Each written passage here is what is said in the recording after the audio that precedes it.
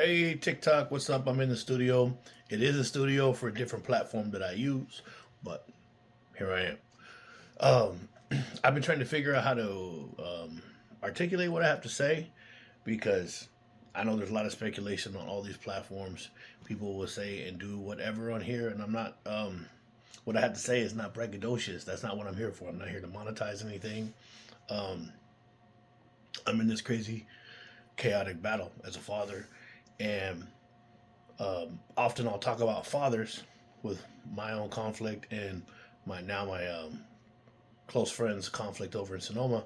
But I've also helped mothers. There was a mother that's actually here. She watches these videos. Um, Very close personal friend of mine. And when I talked about that night at the club, I said Zools. I meant Baby Rocks. I have a photograph, and so I know there's speculation that what people say and do here, and I'm not here to sit there and validate every single thing. It's just it is what it is. And when I talk about these circumstances, like these murders and these kidnappings and this chaotic life um, experiences that I've drawn from it, and why I encourage other people to learn from life experience, whether it's your own or somebody else's suffrage, it doesn't mean you can't benefit from it or apply it to your own thinking process, so that you or the people that you love don't have to suffer as they did. Um, but there's people that are here that have been like, if I try to tell you, oh, what happened in Europe and all the crazy stuff, people are not gonna believe it. And so that's the first obstacle that I always come up against, even in this battle to protect my own son. The very first part is people are, they're like, this can't not be true.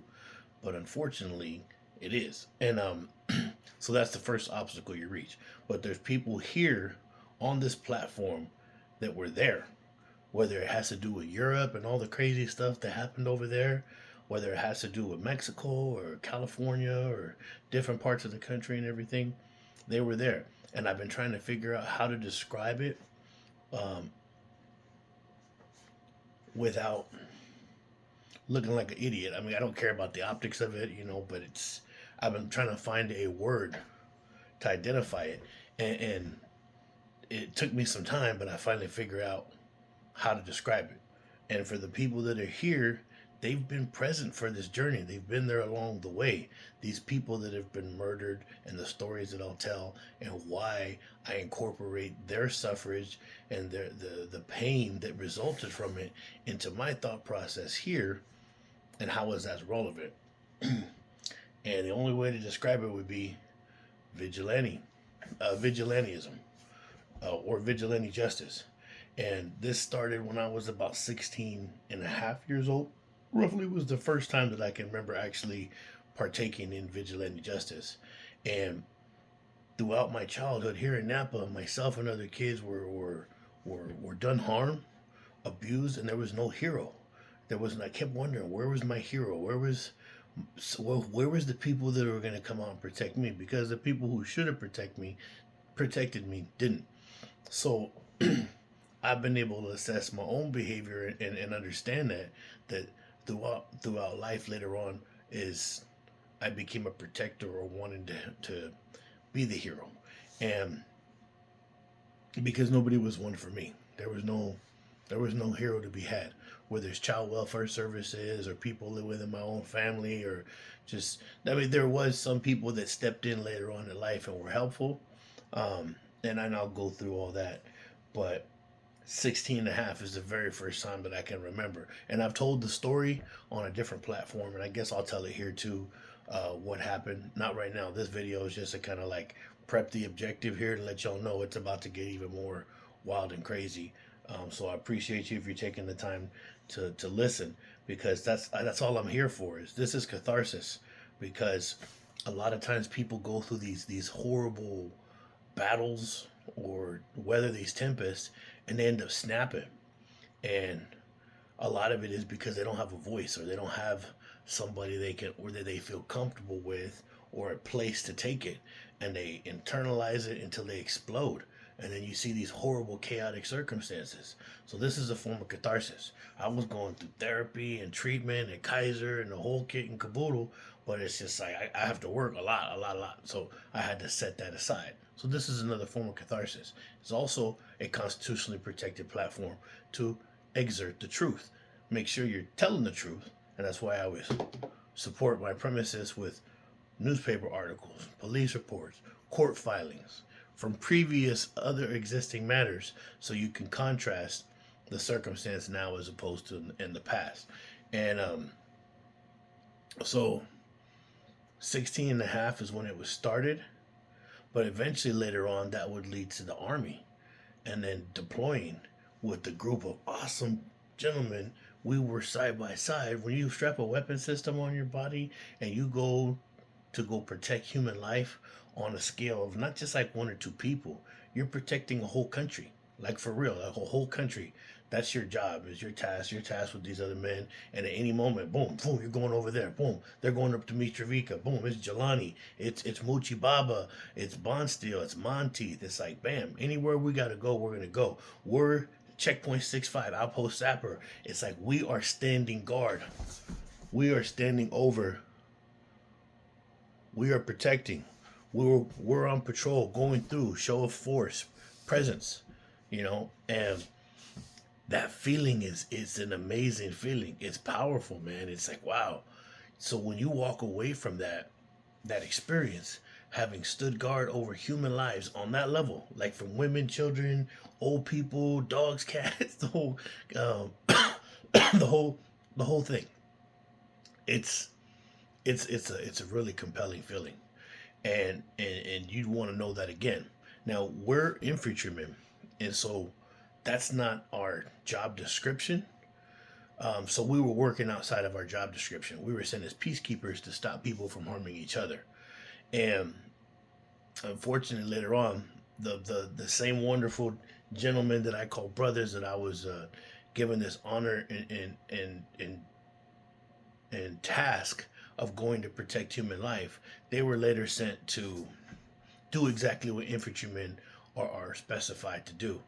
And that would be a costly endeavor. So many of our wonderful brothers were taken from us, and they were taken from their family. And that pain is a heavy burden to shoulder. And their memory is our responsibility to not allow it to dwindle and to just be gone, or to be a talking point when people want to say something, like when they're complaining about equipment and everything. Make sure, please, I humbly ask you to always start with loss of life. When people are going to talk political talking points, or why they're angry about Afghanistan and the pullout and how the Taliban got all this equipment, please, I humbly ask you, make sure you start off with the men and women that we've lost in these places first, before you talk about a dollar, a penny, anything, a red cent. Please start with human life. Man, we lost good people, good Americans there. People who were ripped from their children. Children were raised without their parents, and on and on. And then maybe segue into those other things, because it seems callous and heartless when people just talk about the beans and the bullets and the cost and everything. And not to say that that's not irrelevant, but start with loss of human life, because that is the most abhorrent part of these circumstances. So I'm going to be augmenting the two together to kind of show y'all, but there's no other way to describe what happened, what's going on here in Napa and what happened elsewhere, but vigilante justice. So having left this deployment with these people, like, you want to feel that again. And let's face it, even some of the people that we were there to protect, they weren't good people. Some of the people we were standing guard over, they cared more about revenge than peace, and so they used us as a shield. And they would go out and they would kill people and then come and run behind us. It was frustrating, and that was hard to grapple with. That it's like, these little scumbags right here in the nighttime, they're sneaking out there and they're doing drive-bys and shooting a little 7-year-old girl and her arms hanging by a piece of meat. And those are the same people that are going to out there in Jelani and other places that you're looking them right in the fucking face, and it's your job to protect these people. But if you catch that shitbag gotta go. But the same people that will want your protection and expect you to protect them are the ones that are out committing these atrocities. Not to say that there was atrocities committed before we got there against them and all this. I get it, but it's just like to use that as a permission statement or justification to go out and do some of these horrible things. It's just it's nuts. So that platform or that foundation would later lead to the chaos that I found myself here in Napa, because even as I returned home, eventually I had to accept that a lot of the people that look, I said it earlier, like if somebody did harm to your family, hurt your little sister, or did some wrong things, most times they knew I would go do something. They'd say something to me and I'd go handle it. And that can be abused though, because I had to understand later on that I was just trying to make myself feel better because there was no hero, and I kept going out there trying to solve people's problems, and it took me a long time to realize these people often are part of the creation. They most of these problems potentially were created by them, or they had a huge hand in it because they're making chaotic life choices. And if you're out there trying to fix other people's problem, whether you're a vigilante or you're trying to do therapy or you care about intervention something, you got to realize when they're creating the problem or you trying to fix it, and they're either being more of an obstacle for you trying to fix it, or they recreate the same problem or a whole new set of problems. And that's why I don't do vigilante stuff no more, because it's just a lot of times you will realize that these people created their own problems or at least had a heavy hand in it. But despite that, the vigilante action that I have taken, and I know some people are going to think this is just some bullshit or whatever. Hey, get it how you live. Most of the people that are here, and I'm not here to like, brag about it or nothing. All that directly correlates with the chaos that's going on here in Napa. And when you go do these things on behalf of these people, you end up then pulling yourself into these conflicts, and then you create enemies. And when you take action against people, you got to understand that may come back in a detrimental way. And so you may have enemies. And I'm not talking about like gang shit or anything, gang enemies, nothing. These are personal conflicts that you inject yourself into. That's your negative part of that circumstance. You're meaning me, by injecting myself into it, and the outcome of that chaos is usually long-term conflict potentially. So when it got to the point where this individual here in Napa, who wields a lot of power because she's a narcissist, and nobody knew all this stuff about her. Nobody knew that she was going out there and doing all this chaotic mayhem, which we'll expand that narrative. And so they didn't want to accept it. And so when it was like, hey, I need to protect my child, those people were like, what are you talking about? That cannot be. Number one, the narrative is just hard. That's the very first obstacle. Then the second obstacle is them believing that person has done all this stuff, is chaotic, and so nevertheless, they should have done what they were supposed to protect my child. So who have I been to? Governor Newsom's office, Senator Dodd, Mike Thompson, the district attorney's office, legal aid, Jimena Esposa, which Jimena Esposa actually sat down with me and took all this in and initiated an investigation. Jimena Esposa, to the Jimena Parra and Jimena Esposa, she is the assistant to my county supervisor, District 4, Alfredo Pedroza. Alfredo Pedroza is tethered and connected to the very people that I find myself in conflict with. They have a very intimate relationship, not like intimate like they're dating or anything. They have an intimate relationship because of what they do, and potentially because some kind of family connection potentially. And so that was always made me kind of approach it apprehensively.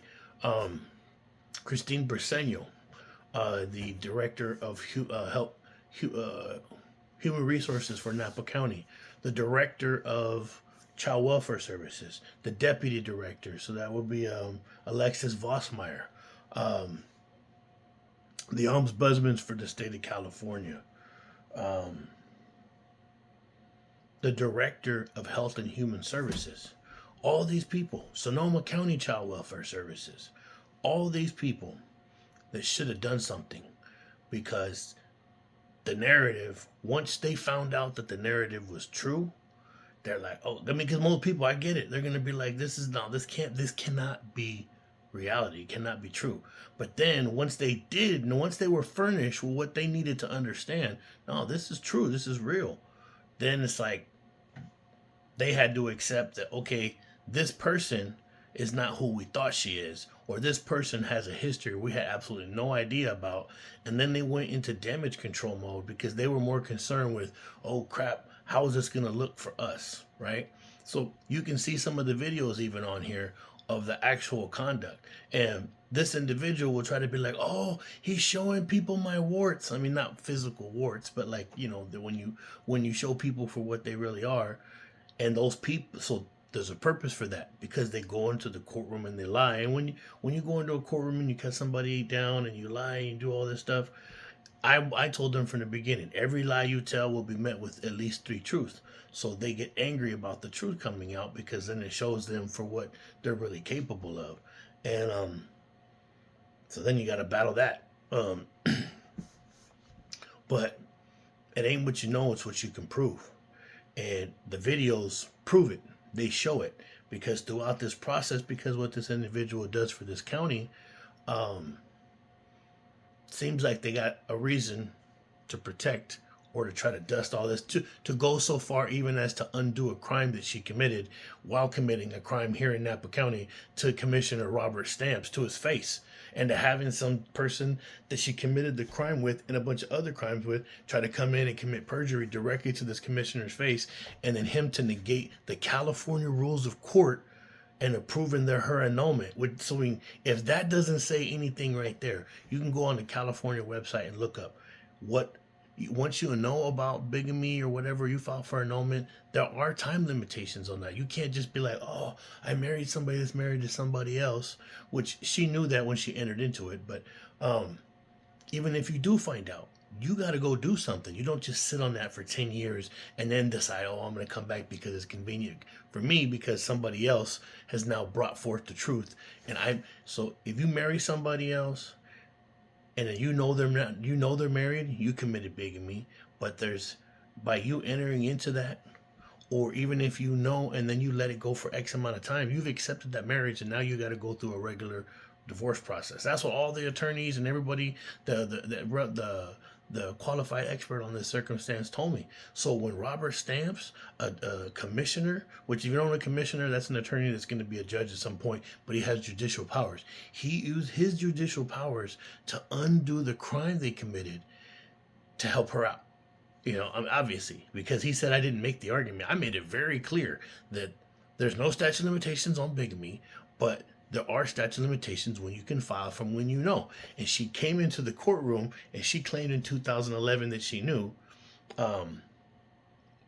maybe 2012, stated on the record. She claims that she went to the county recorder in Vista, California, and verified that there was no divorce on record for Mr. May. So that means she would have had to file for an annulment right then, because that would have been within the 4 years, but she didn't.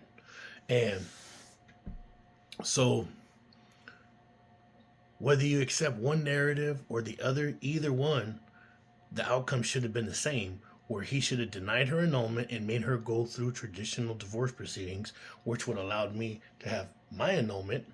And so Robert Stamps used his judicial powers to ad initio, meaning from the start, wipe clean these people's crime.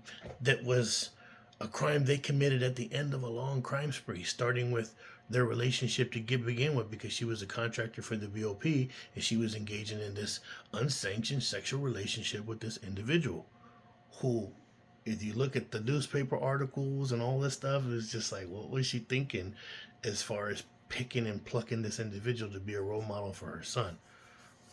But anyhow, that led to this big old crime spree. And then now the final crime was her and this guy working together to come into the court here in Napa County and lie directly to the commissioner's face, committing perjury and then he still used his judicial powers to authorize action that, if you look on the California court, on the California court website, and then he tried to say that the argument wasn't made. It's on the record. I stated it very clearly. He said, "Oh, there's no statute of limitation of bigamy." That ain't what I said. I said there's a time limit for when you have to file, and that has been exceeded. So it feels like legal aid, some of the court folks, child welfare services, the county supervisor, and all these people have a vested interest in letting this person do whatever they want. Now, when it comes to the safety of my son, that's where the line is drawn right there, and it's been drawn.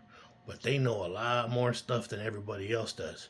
And what I had to do eventually was to explain straight out, like, hey, I don't know how to say this, but it's just like, there was a time where people would be harmed and people would come to me and I would go vigilant. Vigilantize. I don't know how to put it into context like that, but I would be vigilant on their behalf. Maybe that's the way to say it. And ergo, that put me into crosses with different people, and I put in work.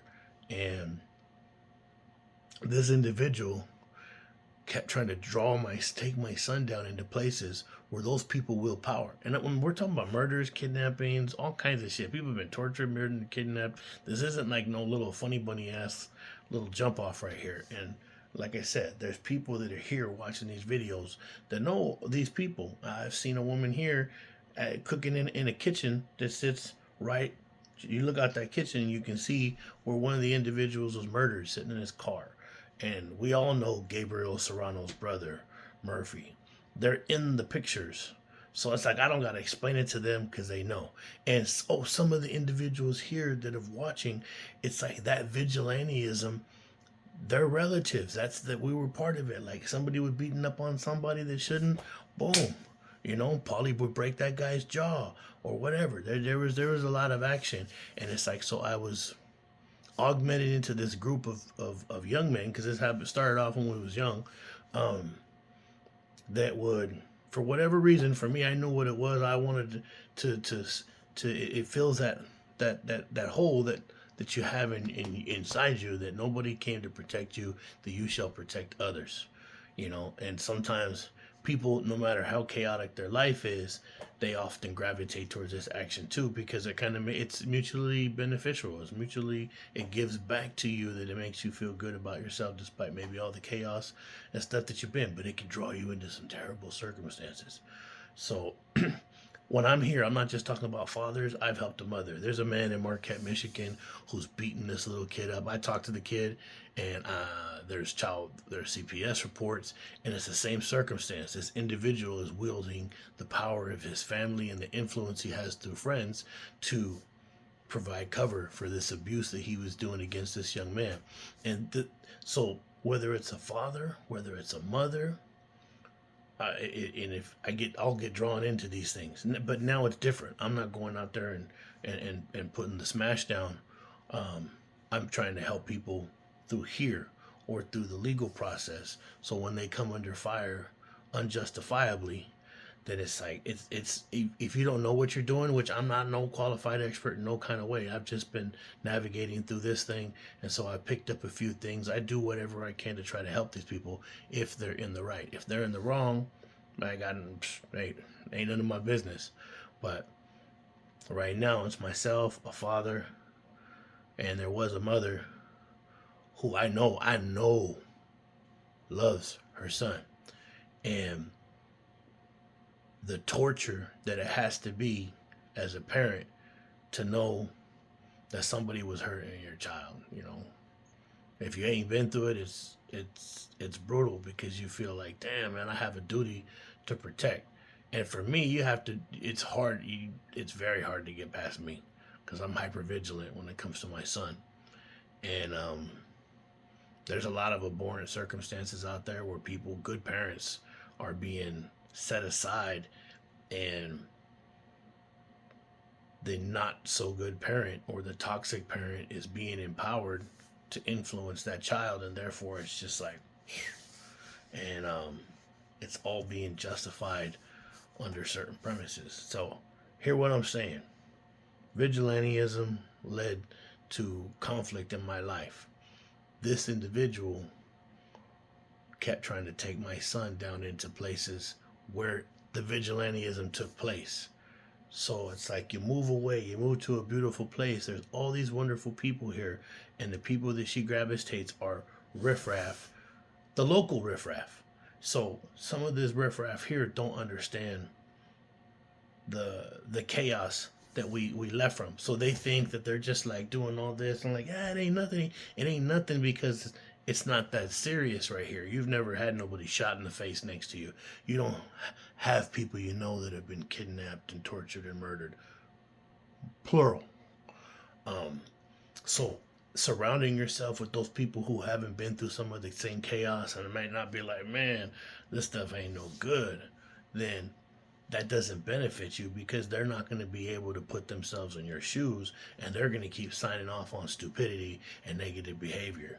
And unfortunately, that's what narcissists often do. They're looking for people that justify their behavior, and then that enablers seeking somebody to justify their own. So they'll find people that make the same conflicts and the same mistakes. So there's no judgment. But it's okay to have made mistakes or just screwed up or whatever, and still say no. We got to do better and interlock arms, man. We got to interlock arms with strength, not with weakness, or at least we interlock arms with weakness to make them strong. Or if we're weak, if we're the weakness, then we need to interlock arms with strength to become strong. Not like weakness and we're weak. Whether it's addiction. Hey. Okay. So, hey, I got to go because it's time to go make breakfast. Take care of my dog.